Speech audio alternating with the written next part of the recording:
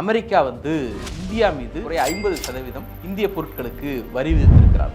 மோடி ஆட்சிக்கு வந்த பிறகு கடந்த 10 ஆண்டுகளில் கால்பதிக்காத நாடுகளே இல்லை அப்படின்னு சொல்ற அளவுக்கு அவர் போனதுக்கு ஒவ்வொரு முறையும் சொல்லப்பட்ட காரணம் ஒன்று தொழில் முதலீடுகள், இன்னொன்று டிப்ளமேசி. இந்தியா பாகிஸ்தானுக்கு இடையிலே நடந்த போர் பதட்டம். அந்த காலகட்டத்தில் இந்தியாவுக்கு ஆதரவாக சாதகமாக தோளோடு தோள் நிற்க எந்த பெரிய நாடுகளும் முன்வரவில்லை அப்படிங்கிறத நாம பார்த்தோம். அமெரிக்காவினுடைய வரிக்கு எதிராக இந்தியாவுக்கு ஆதரவாக எத்தனை நாடுகள் வந்திருக்கிறது அப்படின்னு பட்டியல் எடுத்து பார்த்தோம்னா ஏறக்குறைய எதுவுமே இல்லை. பருத்தி இறக்குமதியில ரிலீஃப் கொடுக்கிறேன்னு சொல்லிட்டு வரி குறைப்பு செஞ்சாங்க.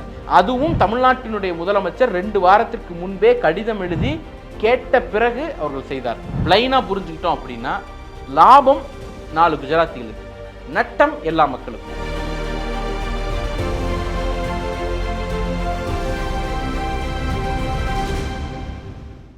டிஃபேக்ட் தோழர்களுக்கு வணக்கம்.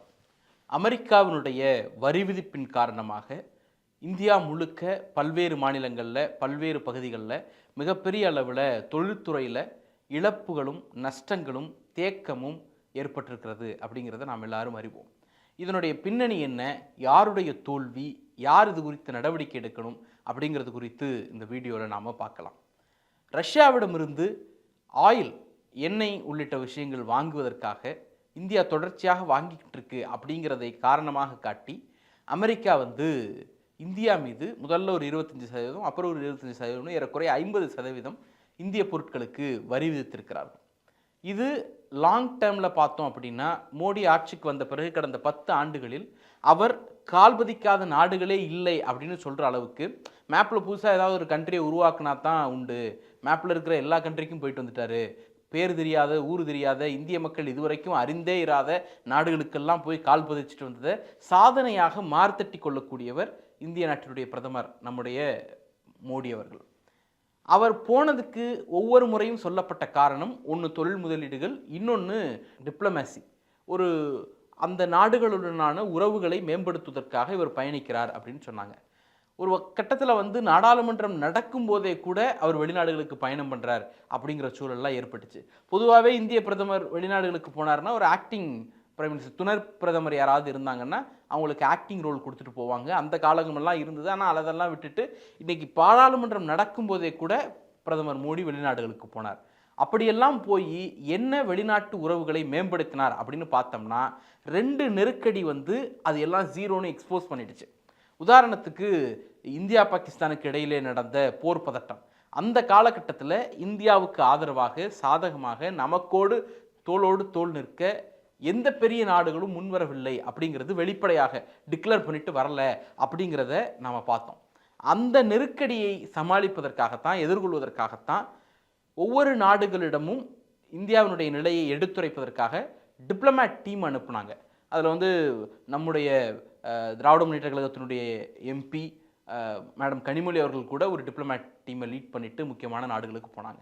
இந்த பின்னணியிலிருந்து பார்த்தோம் அப்படின்னா ஒரு போர்க்காலத்தில் கூட உதவிக்கு யாரும் வரவில்லை அல்லது ஆதரவு வெளிப்படையாக தெரிவிக்கவில்லை அப்படிங்கிற அந்த பேக்ரவுண்டில் ஒரு டிப்ளமேட்டாக இந்திய வெளியுறவுத்துறையில் ஒரு பெரிய தேக்கமும் தோல்வியும் ஏற்பட்டிருக்கிறது. மோடியினுடைய வெளிநாட்டு பயணங்கள் எந்த விதமான பலனையும் கொடுக்கலை அப்படிங்கிறத புரிஞ்சுக்க முடிஞ்சிச்சு. 2வது முக்கியமான நெருக்கடி இன்னைக்கு அமெரிக்கா விடுத்திருக்கக்கூடிய அந்த வரி. அமெரிக்காவினுடைய வரிக்கு எதிராக இந்தியாவுக்கு ஆதரவாக எத்தனை நாடுகள் வந்திருக்கிறது அப்படின்னு பட்டியல் எடுத்து பார்த்தோம்னா ஏறக்குறைய எதுவுமே இல்லை. அந்த அடிப்படையிலும் ஒரு மிகப்பெரிய அளவில் வெளியுறவு கொள்கையில் ஒரு தோல்வியை இந்தியா அடைந்திருக்கிறது.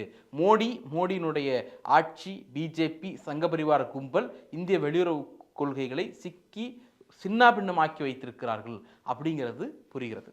இப்போ இதனால் யாருக்கு பாதிப்பு, யாருக்கு லாபம் அப்படின்னு பார்க்கணும். என்ன காரணத்திற்காக அமெரிக்காவில் ட்ரம்ப் இந்தியா மீது 50% வரி விதித்தார்? ரஷ்யாவிட்ட எண்ணெய் வாங்குறீங்க, ஆயில் வாங்குறீங்க, பெட்ரோலியம் ப்ராடக்ட் வாங்குறீங்க அப்படிங்கிறது தான் குற்றச்சாட்டு. சரி, எதனால் இந்தியா ரஷ்யாவிடம் வாங்கியது? விலை குறைவாக வாங்க முடியும், அதனால் லாபம் இருக்கும் அப்படின்னு சொல்லி தான் ரஷ்யா கிட்ட ஆயில் அண்ட் அதனுடைய ரிலேட்டட் ப்ராடக்டை வாங்கினோம். அப்படி வாங்கணும்னா குறைந்த விலையில் எண்ணெய் வாங்கியிருந்தா அதனுடைய பலனை மக்களுக்கு கொடுத்துருக்கணும். பெட்ரோலோ டீசலோ இன்ன பிற எரிபொருளோ அல்லது எரிபொருள் சார்ந்த விஷயங்களோ நேரடியாக கன்சியூம் பண்ணக்கூடிய உங்களுக்கோ எனக்கோ ₹1 குறைஞ்சிச்சா? அப்போ ரஷ்யாவிடமிருந்து எண்ணெய் வாங்கியதால் எந்த லாபமும் இந்திய மக்களுக்கு பகிர்ந்தளிக்கப்படவில்லை. மக்கள் என்ன பெட்ரோல் விலையோ அதை கொடுத்துக்கிட்டு தான் இருந்தாங்க, என்ன டீசல் விலையோ அதை கொடுத்துக்கிட்டு தான் இருந்தாங்க, என்ன எரிபொருள் விலையோ அதை கொடுத்துக்கிட்டு தான் இருந்தாங்க. ₹1 கூட மக்கள் பாக்கெட்டுக்கு அது வந்து சேரலை. அப்போ யாரோ சில நிறுவனங்கள், குறிப்பாக குஜராத்தை சேர்ந்த சில முக்கியமான நிறுவனங்கள் மிகப்பெரிய அளவில் இந்த ப்ராஜெக்டில் இன்வால்வ் ஆகி பெரிய அளவில் லாபம் பார்த்துக்கிறார்கள். அப்போ இந்தியாவிற்கான லாபம்னு இவங்க சொல்றது எல்லாம் அந்த குறிப்பிட்ட 4-5 குஜராத்தி நிறுவனங்களினுடைய லாபமாகத்தான் இருக்கு. அப்போ லாபம் பூரா குஜராத்தி நிறுவனங்களுக்கு, அதனுடைய பலனின்மை அப்படிங்கிறது எந்த லாபமும் இல்லாதது இந்திய மக்கள், காஷ்மீர்லேருந்து கன்னியாகுமரி வரைக்கும் வாழக்கூடிய அத்தனை இந்திய மக்களுக்கு எந்த லாபமும் இதனால கிடைக்கல. சரி, இப்போ இதனால ஒரு ஆபத்து வருது. 50% வரி போடுவேன் அப்படின்னு மோடிக்கு எதிராக மோடியினுடைய நண்பர், அதாவது மோடி வந்து அங்கே போய் ஆப்கி பார் மோடி சர்க்கார்னு இங்கே சொல்றது போல ஆப்கி பார் ட்ரம்ப் சர்க்கார் அப்படின்னாரு. அப்போ அந்த ட்ரம்ப் சர்க்கார் இந்தியா மீது 50% வரி விதிக்கும் பொழுது இந்திய அரசாங்கம் 2 விஷயங்களை செய்திருக்கும். மற்ற நாடுகள் மீது, இப்போ மற்ற நாடுகள் மீது அமெரிக்கா வரி விதித்த போது 2 விஷயங்களை அந்தந்த நாடுகள் செய்தது. ஒன்று, அந்த வரி விதிப்புக்கு எதிரான நடவடிக்கை. ஒன்று, அவங்க அமெரிக்க பொருட்களுக்கு வரி விதிக்கிறது, இல்லை அமெரிக்காவினுடைய அந்த வரி விதிப்புக்கு கண்டனம் தெரிவிக்கிறது. இப்படி ஏதோ ஒன்றை செய்தார்கள். இன்றைய வரைக்கும் மோடி அரசாங்கம் அது குறித்து அதிகாரப்பூர்வமாக வாய் திறக்கவில்லை, எதிர்த்து எந்த நடவடிக்கையும் எடுக்கவில்லை. அந்த அளவிற்கு மோடி நம்முடைய இந்திய நாட்டினுடைய கண்ணியத்தை குலைத்து வைத்திருக்கிறார். ஒன்று. ரெண்டாவது, அதனால் பாதிக்கப்படக்கூடிய எல்லா நாடுகளும் தன்னுடைய வர்த்தகர்களுக்கு, தன்னுடைய உற்பத்தியாளருக்கு, தன்னுடைய மக்களுக்கு ஏதோ ஒரு ரிலீஃப் பேக்கேஜை கொடுத்தாங்க. அதிலிருந்து ஒரு கடன் ஒத்திவைப்போ அல்லது ஒரு நிதியுதவியோ அல்லது ஏற்றுமதிக்கான வேற வாய்ப்புகளையோ அந்தந்த நாடுகள் உருவாக்கி கொடுத்தன. ஆனால் இப்போ வரைக்கும் இந்தியாவில் இருக்கக்கூடிய மக்களுக்கு, உற்பத்தியாளர்களுக்கு, தொழில்துறையினருக்கு இந்திய மோடி அரசாங்கம் எந்த வகையான ரிலீஃபையும் கொடுக்கல. இப்போ அமெரிக்காவினுடைய நடவடிக்கையையும் கண்டிக்கலை, அதற்கு எதிரான நடவடிக்கையை செய்யலை, இங்கே இருக்கக்கூடிய மக்களை காப்பாற்றுவதற்கான நடவடிக்கைகளையும் அது இறங்கலை.